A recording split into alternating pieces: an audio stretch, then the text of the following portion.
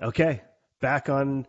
We're going to talk to Chris Story in regards to the protective future, what's on the horizon. We're going to talk about future risks.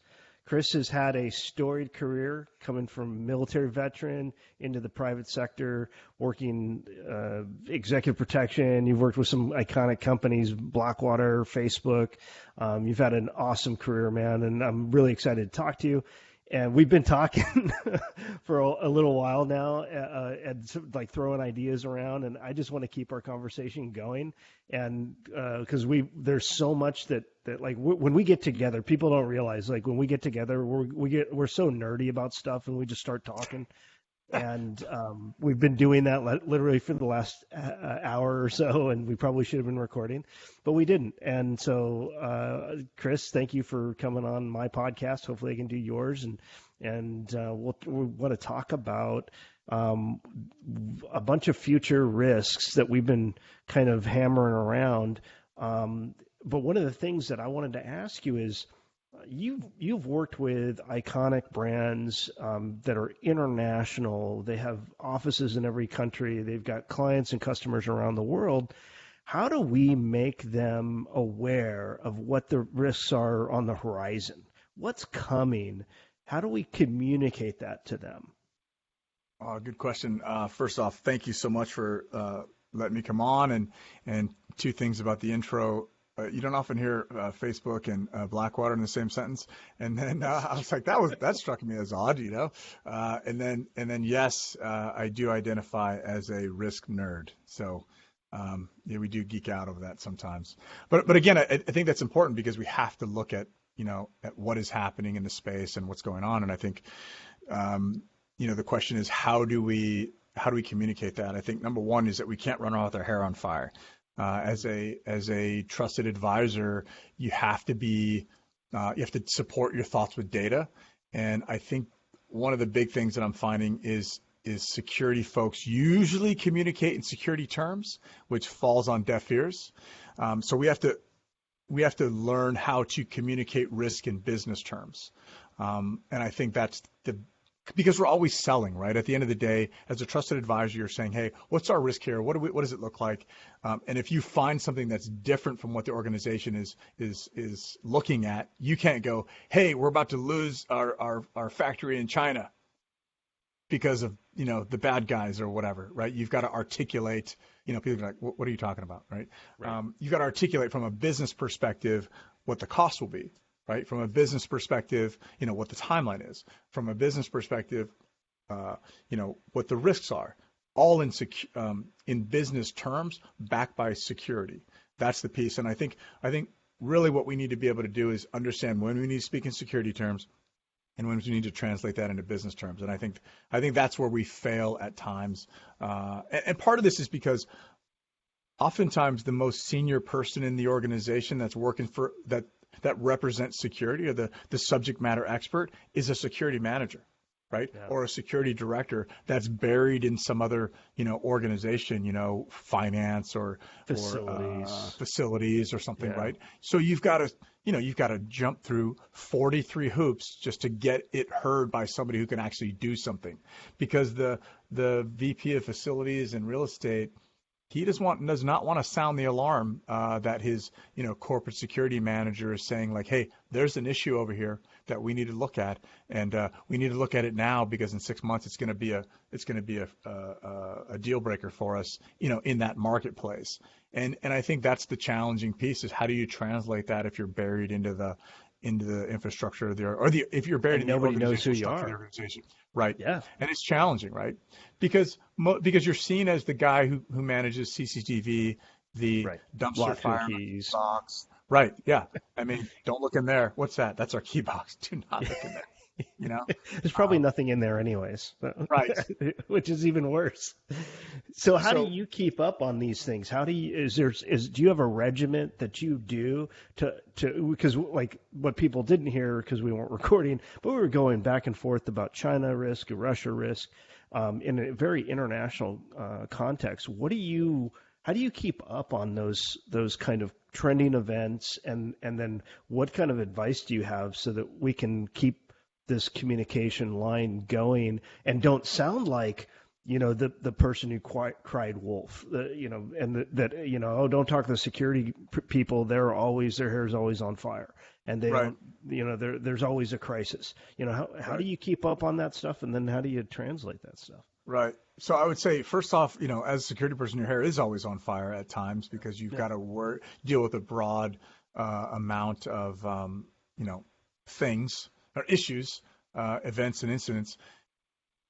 It's prioritization, right? You can't go to a decision maker with a problem that they don't care about and that you're supposed to respond to.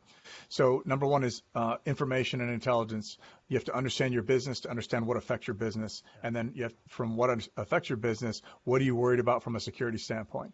That's number one. So if I have a client that has business interests in Africa, then I'm going to focus on Africa and what is affecting and impacting Africa, and then how that translates into what it impacts the business, and then my role in it. You've got to be able to look down the field a little bit to see those things and those business impacts and those threat vectors that may impact what's going on. Then you're going to create your hypothesis, and you're going to look for intelligence that either supports or negates the hypothesis. And then you translate that into business terms, and you're able to go, hey, yes, in our metrics, we've caught this many people tailgating, but that's going to go to the appropriate person. But as a business risk, here are the things that we need to be focused on, and here's why in these different regions. And I think understanding that is helpful. Do you need to know? I mean, do you need to report that the U.S. Has created extraterrestrial task force? Well, maybe if you work in in the space industry, that's helpful, but you don't really need to report that piece. So again, it's reporting relevant items that to the appropriate level in the organization to sell what your capabilities are and what your value to the organization is, and that you are looking out for what is impacting the organization or organizations if you're doing things. And understanding that corporate culture, because Right. if they value they value people over products or customer relations over a product, that's going to be important as you're translating these things. I think to your point with Right. risk, where Helps do you see? prioritize? Yeah, totally. Well, because you can't run down the hill and fix everything all at once. I totally agree with you. Are you using any kind of tool, tactic, or technique to prioritize? Is there some magic there that you can share with us? Man, I wish there was. I You wish probably there have a lot of was. different tools. Right? Yeah, there are a lot of different tools, and I do focus. I'm also a risk intelligence nerd, but really for focusing on those risks, again, it's understanding what's going on globally, and then translating that into what's going on for your organization. So I have a couple different. As a consultant, I've got a couple different clients, in different spaces, but like tech industry right now is, supply and demand, right? And where is that going, and what does that look like? I mean, I think that's probably in any industry that uses semiconductor chips, it's kind of a big thing, right? Supply chain, yeah. Right, supply chain. The next piece is always looking at the security space as a whole, not just physical security, but cyber, right? I mean, we have to have this holistic view. There were some folks, Christian West and his folks had talked about, hey, maybe the next EP person is like an EP cyber type that maybe doesn't have to know everything, but he knows when he should be asking somebody or pointing in a different direction. And I think we have to know enough to go, this is a cyber threat. This is going to hurt us in this case, or this is a capability that people are using in our industry, right, that could to attack us. And so we can work through at least shoring up those vulnerabilities that we see on our end, right? And again, it goes back to that prioritization. What does that look like? So a lot of industry news. I think I use social listening tools because we're risk nerds, but there are supply chain nerds, there are tech nerds, and they can give you they have a very, very deep understanding of what's going on, in their space that gives us indicators, deeper level indicators on what is actually going on, what they're seeing at the user end, and what their frustrations are, from an impact perspective in that supply chain, if that makes sense. So Yeah, a bunch of different we're not resources. experts in that, but we listen to the experts who are going to Right. tell us like, hey, and I don't think they're focusing on security risks or protection risks. I think they're focusing on like, this is what I do. I'm really passionate about it, and I think Mm-hmm. that's what, at least what I get from it too Right. is I see your perspective as an industry expert in supply chain or manufacturing or production or sales or marketing, whatever it is. Yeah, Right. I totally agree with you. Uh, Yeah. so in the translation piece, you, where did you find um, and obtain your business knowledge? Was it just from being in the industry, or was that something you had to study for, or something you had to go out and achieve, or did you have good mentorship? How did that work?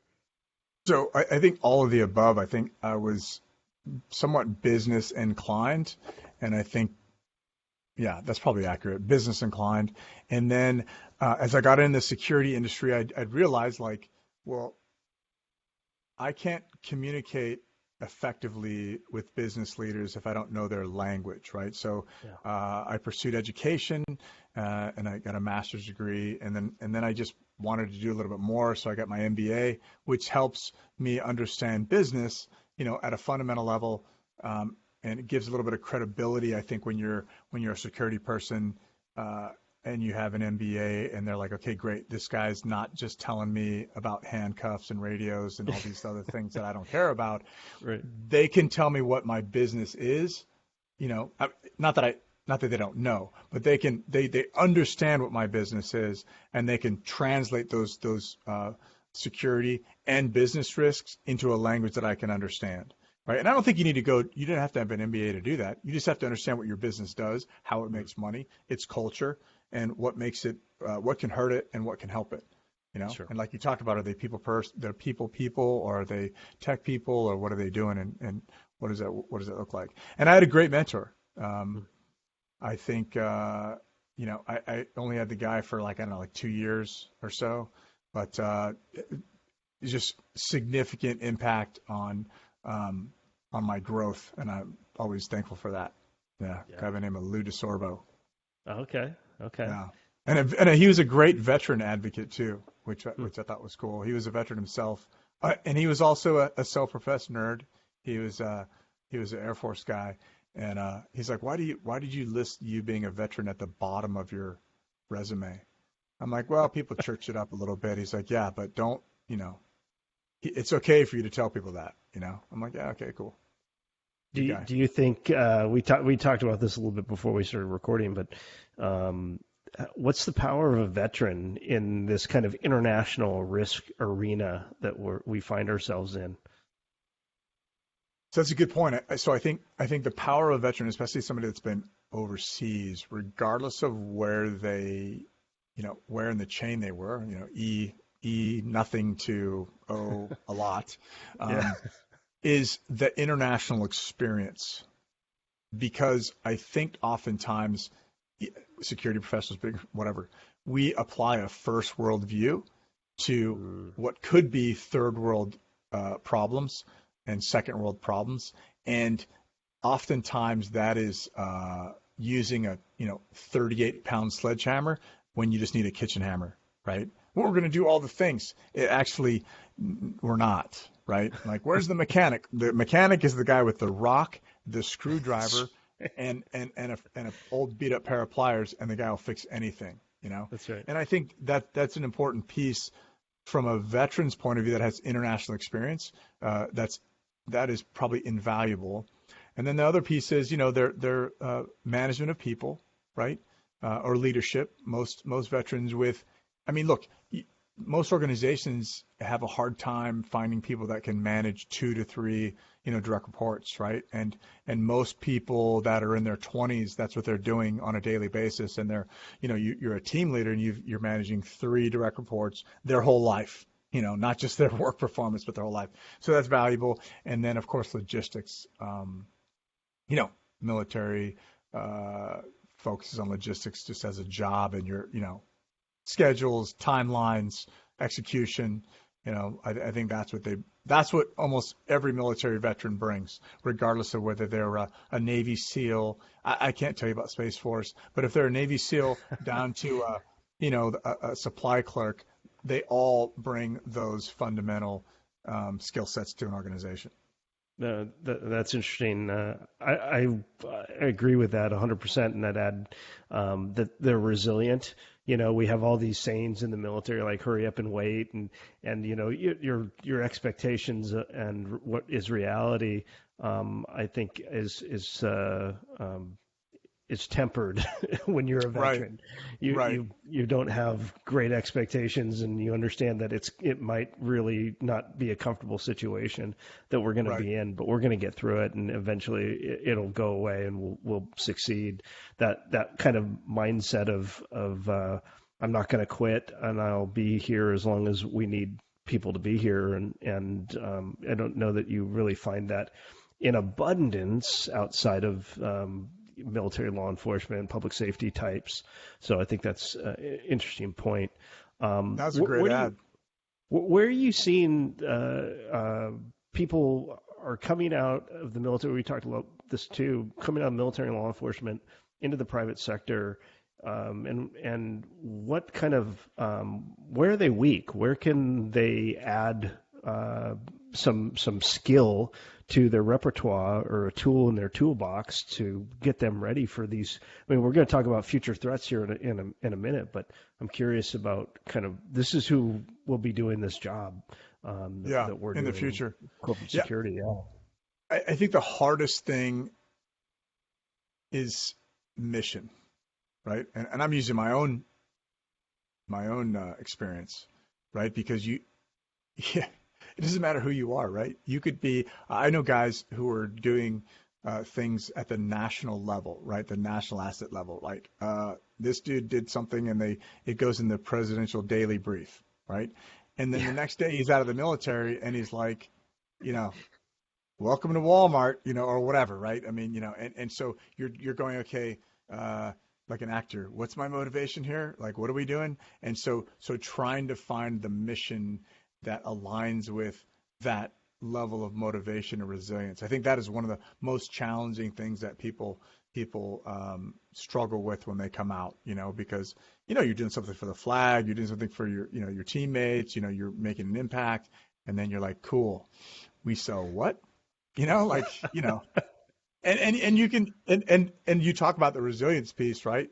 One of the things you hear in the military is like, hey, if there's no motivation like false motivation. So they'll sell it to you like, yeah, man, I'm down like 4 flat tires. This is going to be awesome. And then you're like, whew, yeah, man, I don't know. This sucks. But they'll work through it, and that's positive. So I think that's the biggest thing. I think the next thing is you have to temper that. And that can be challenging because you don't have that purpose, motivation, direction, blah, blah, blah. That's a little challenging, But once you get into it and you kind of feel like it, and I think that's the other piece is that you're the only person that brings that, Hey guys, there's nobody else motivating you. Right. And there's nobody else that's like, hey, you guys do anything after work? Like, yep. What are you doing? I'm going to go home and hang out with my family, or I'm going to go whatever. That sense of camaraderie generally isn't there. Yeah. That's a challenging piece to understand on your way out. It could be developed, but it's not the same, right? Where you're just rolling like a pack of angry, puppies wherever you go before, But for every just when you temper that, I think that you can provide a lot of value to any organization that you get in, as long as you find what your passion is and what you like to do. And for some people, veteran is a thing that they're going to lead with. Other people is like, hey, that's just part of my life, and here's what I bring to the table, and they go forth and do great things and don't really look back, but they take all those skills that they've learned and they're very successful with them. Yeah, one thing's for sure, we need to have a clearer transition path for them. And we were talking earlier about this. I definitely agree with you that I think we're going to have a lot more veterans, military, law enforcement types coming into the private sector, specifically into corporate security.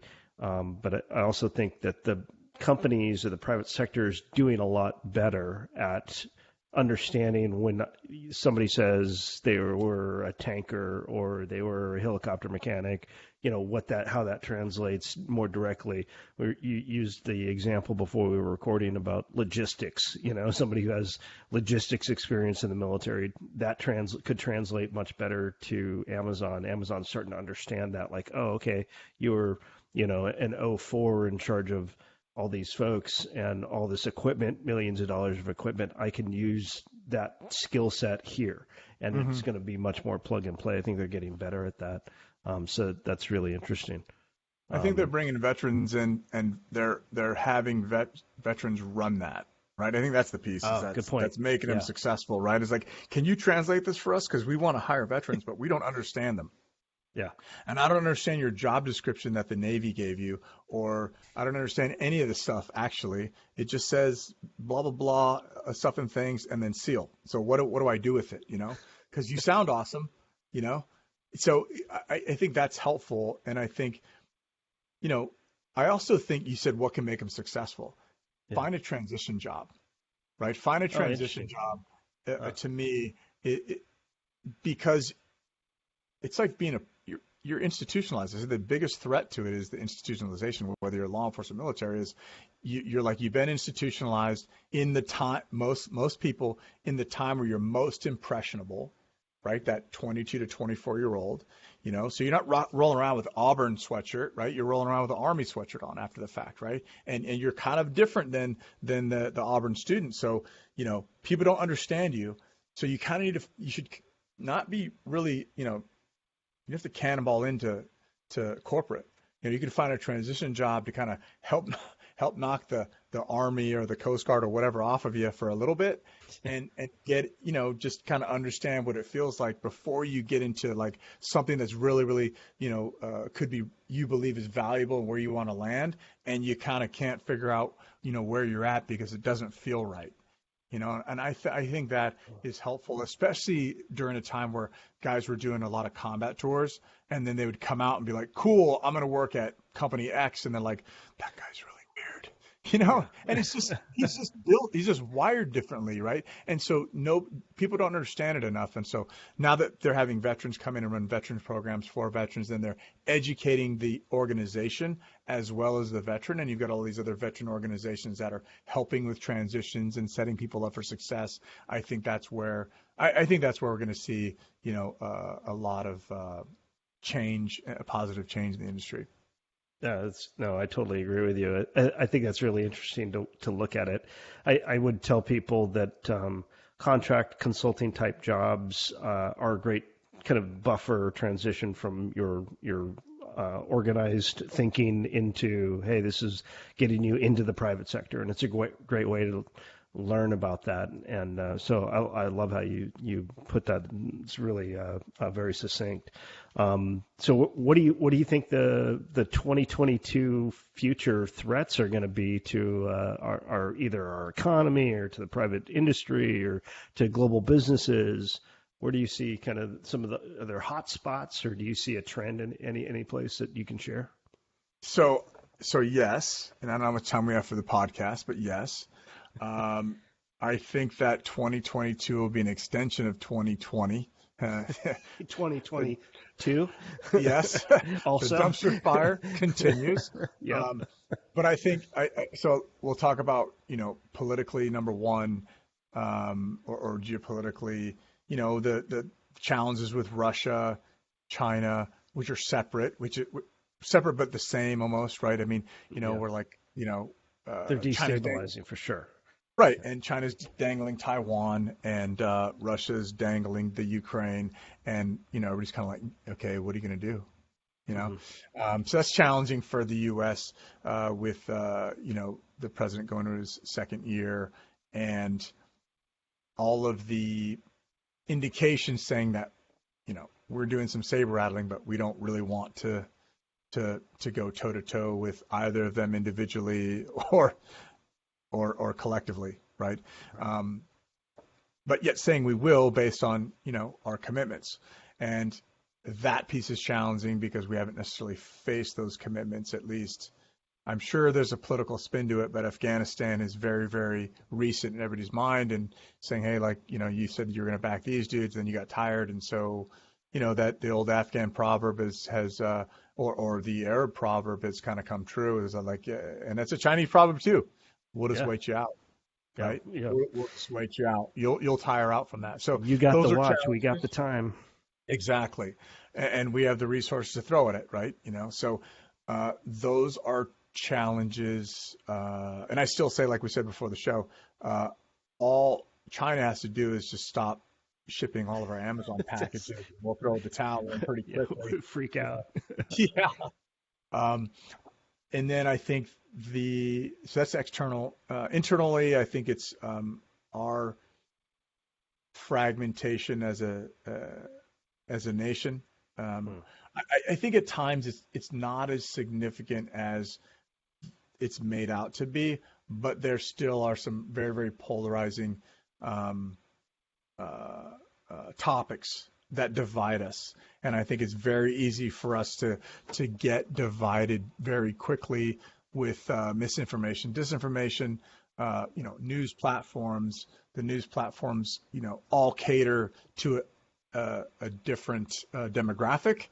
Depending on what you follow, it's a news product, not necessarily objective news. And then you've got social media. Like me, I get all my news off of TikTok, so clearly well informed. Yes. But again, there are people like that. Yeah. And I think there's a void there because it's going to you get your news off of something that I want objectivity, right? It's a pain for me to have to go to, okay, what does Fox say? Okay, what's the opposite of that? Okay, now what does MSNBC say? And how do I kind of, pull out the common thread in those? And, it's just difficult. So I get a lot of mine off of, security, periodicals, daily newsletters, and just kind of scroll for what seems relevant and then try to validate those things. So I think that's a challenge as well, is that the stresses of the pandemic really brought out a lot of activity, right? And then of course we had the political, the election and the quote unquote insurrection and the craziness of over the summers of people taking over. And there's just this apathy based on whoever's, not really apathy. It's a narrative based on whoever's in charge. And I think that adds fuel to the fire for just normal Americans, right? You think that will feed into the workplace as well as a lot of companies are trying to return to work, Absolutely. I've been in a couple different conversations recently. The mandate is very stressful for people. And I won't say stressful. I would say it's very polarizing, right? Yeah. The mask mandates and the vaccine mandates. And, that is a topic of conversation, regardless of where you go, regardless of what side of the fence you're on, it's a topic of conversation. And I think those are definitely going into the workplace. We saw, and I've been saying this for a while, is we saw domestic violence rates skyrocket when people went from the workplace back into their homes. And that's not because they were beating on people in the workplace. It's because they didn't have anywhere to go for an outlet to get away from whatever was happening. And everybody has this stress of the pandemic weighing on them, the stress of not being able to go out and be social, and then, of course, the election stress. Now, we think that you'd have to be crazy to think that won't transfer right back to the workplace, right? Especially like if you think about compacted urban areas where you've got to commute for 45 an hour, 2 hours, right? By the time I get to work, I'm getting ready to freaking throw hands, right? It doesn't matter what's happening. I'm wound up. And then you made me wear pants to come to work, because yesterday I didn't, and now you're mad at me. I was wearing shorts and flip flops. What is happening? Yeah, shorts and flip flops. So again, there's a lot of these stressors I think that are going to move back into the workplace that we kind of have an idea that they're going to come. And I think having a finger on the pulse within your HR department and your security department to understand, what problems did we have in 2019?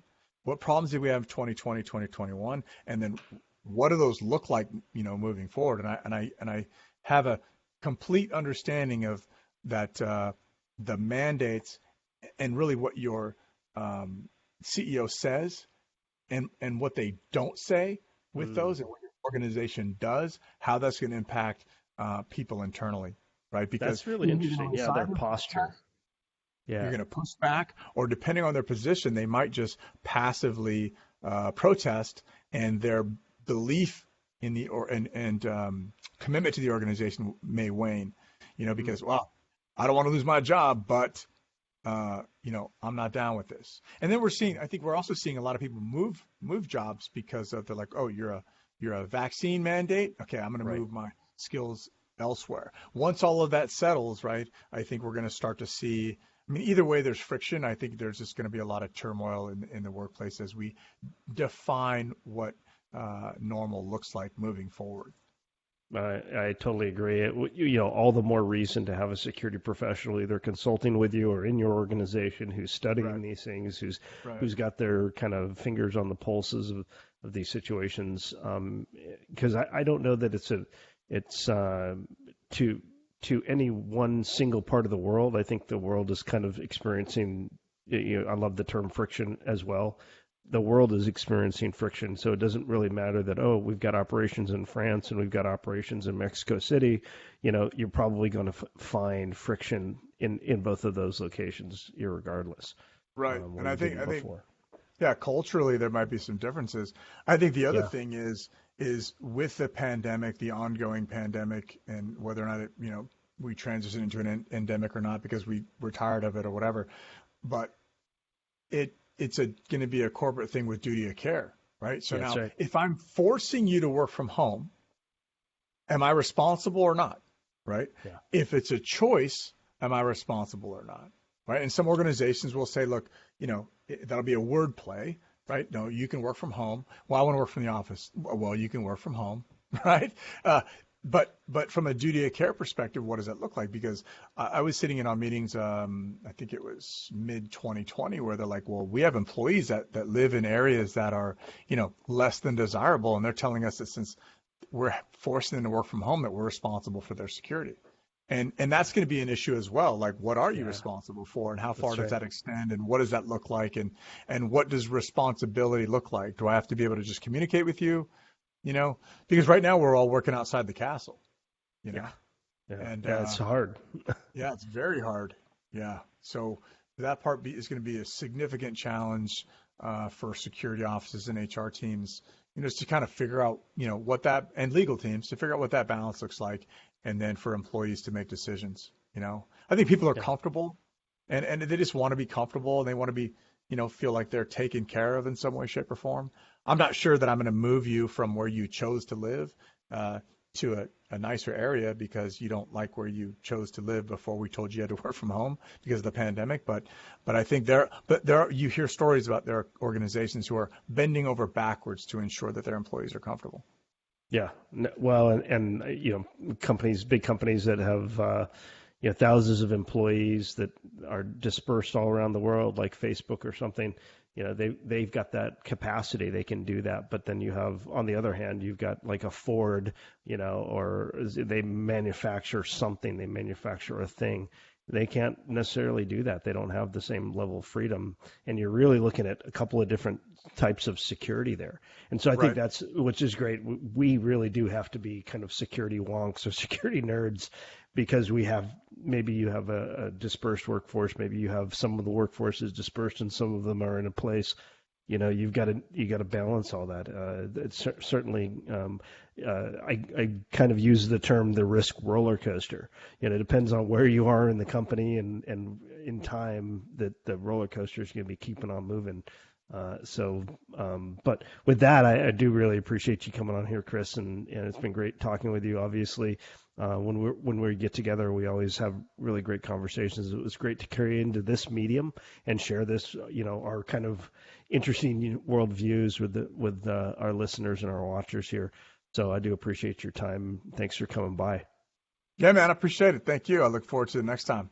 Thanks for having me. Absolutely. Quick shout out to Vinnie Montez, who turned me on to Officer Daniels. And Officer Daniels turned me on to 21 Pineapples. It's a shirt company. They've got really cool stuff. They support people with Down syndrome, and so I want to put a shout out to them. I'll link in the description to their products, and they do a lot of really great things. So, Chris, one more time, I really appreciate it. Thanks, buddy. Yeah, thanks, Scott. Appreciate it. 21 Pineapples. Check it out. All right, they got great Hawaiian shirts. Can't wait for the new versions to come out. So waiting for the fall collection. Thanks. Nice.